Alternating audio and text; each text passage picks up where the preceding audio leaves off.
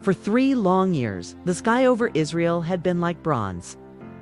The earth was cracked and thirsty, and the laughter of children had faded with the green from the fields.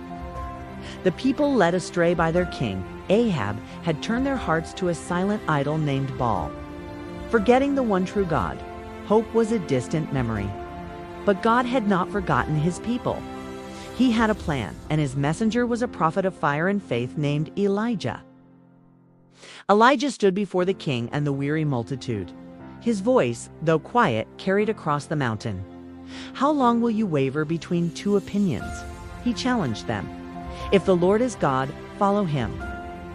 But if Baal is God, then follow him." An uneasy silence was his answer. The people's faces were a canvas of doubt and fear. Seeing their hesitation, Elijah proposed a great and terrible test. 2 altars, 2 sacrifices, but no man-made fire. The God who answered with fire from heaven, he alone would be known as the one true God. The prophets of Baal eagerly took up the challenge. They prepared their altar with a great show of ceremony. As the morning sun climbed higher, they began to dance and call out, "Oh, Baal, answer us!" At first, the crowd watched with anticipation, whispering amongst themselves. Could this be the day their God would finally show his power? But noon came and went, and the only answer was the deafening silence of the sky. The prophets grew desperate. Their dancing became a frantic, wild frenzy. Their confident chants turned into hoarse, pleading screams. The crowd grew restless. Hope on their faces curdled into disappointment, then scorn. Children began to fidget, and men exchanged cynical glances. The air, once thick with tension, was now heavy with failure. Elijah's voice cut through the pathetic display.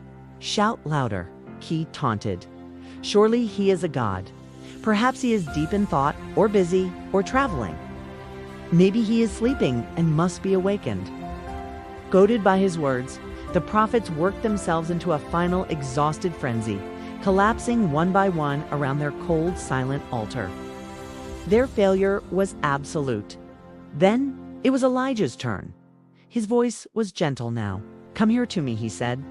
The people shuffled closer, their eyes fixed on this lone man of God. With deliberate, loving hands, Elijah began to rebuild the Lord's altar, which lay in ruins. He chose 12 stones, one for each of the tribes of Israel, a powerful symbol of God's united people and his enduring covenant. After preparing the sacrifice, Elijah did the unthinkable. "Fill 4 large jars with water and pour it on the offering and on the wood," he commanded. A wave of disbelief washed over the crowd. They watched, stunned, as the water drenched the altar. "Do it a 2nd time," he said. "More water." "Do it a 3rd time." By the time they were finished, the sacrifice was submerged, and the trench around the altar was a miniature moat. It was an act of audacious, impossible faith. All noise ceased. The mountain held its breath. Elijah stepped forward and prayed. His voice was not a shout, but a clear, confident appeal to heaven. "Lord, the God of Abraham, Isaac, and Israel, let it be known today that you are God in Israel, and that I am your servant and have done all these things at your command. Answer me, Lord, answer me, so these people will know that you, Lord, are God, and that you are turning their hearts back to you again." And the answer came instantly. A column of divine fire, more brilliant than the sun, descended from the heavens. It was a fire of pure creative power. It consumed the sacrifice, the waterlogged wood, the heavy stones of the altar, and the very dust beneath it. Then, with a hiss, it vaporized every last drop of water in the trench. The miracle was absolute, undeniable, and breathtakingly beautiful. For a moment, there was only stunned silence. Then, as one, the people fell on their faces. A wave of awe, of terror, of pure, unadulterated belief swept through them. Tears streamed down their faces as they finally understood. A single voice cried out, "The Lord, He is God," and then another and another until the entire mountain echoed with the thunderous, joyful roar of a nation reborn. "The Lord, He is God."